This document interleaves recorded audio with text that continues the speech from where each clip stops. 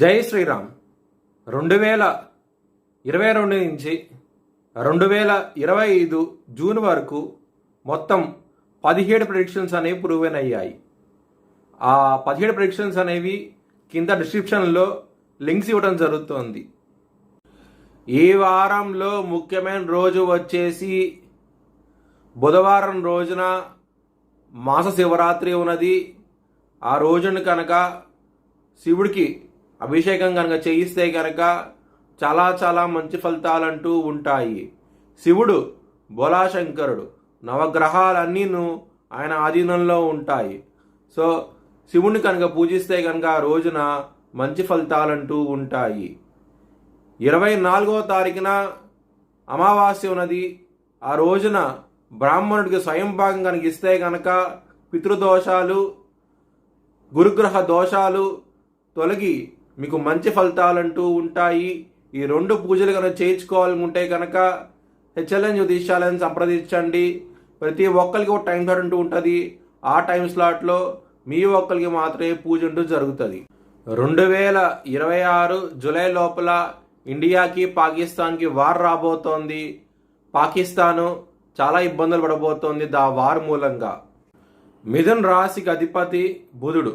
మిథున్ రాశిలో ఆరుద్ర 4 పాదాలు, పునర్వసు 1, 2, 3 పాదాలు, మృగశిర 3, 4 పాదాలు ఉంటాయి. ఈ నక్షత్రం వాళ్ళందరికీ నేను చెప్పే వార ఫలితాలు వర్తిస్తాయి.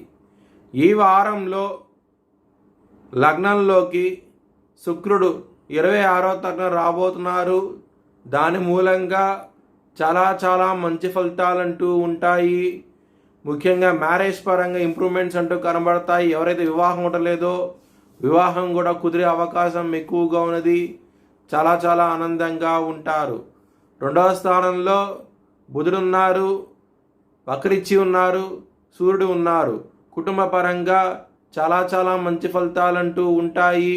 ఈ వారంలో చాలా చాలా ఆనందంగా ఉంటారు.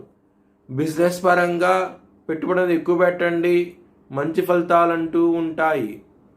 కెరియర్ పరంగా ఇబ్బందులు ఉంటాయి. 10వ స్థానంలో శని వక్రించి బలంగా ఉన్నారు. దాని మూలంగా ఇబ్బందులు ఉంటాయి, కానీ మంచి ఫలితాలు కూడా ఉంటాయి. భయపడాల్సిన అవసరం ఏమీ లేదు. కుజుడు మీకు లాభస్థానానికి అధిపతి అయి ఉన్నారు.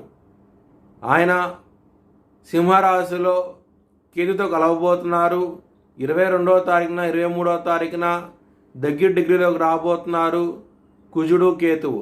దాని మూలంగా కొంచెం జాగ్రత్తగా ఉండండి. ముఖ్యంగా ఎవరికినూ ధనం అనేది ఇవ్వకండి. ఇబ్బంది పడే అవకాశాలు ఎక్కువగా ఉంటాయి. అప్పు ఎవరికి ఇవ్వకండి. చాలా జాగ్రత్తగా ఉండండి. మీ భవిష్యత్తు వివరాల కోసమై హెచ్ఎల్ఎన్ జ్యోతిష్యాలను సంప్రదించండి.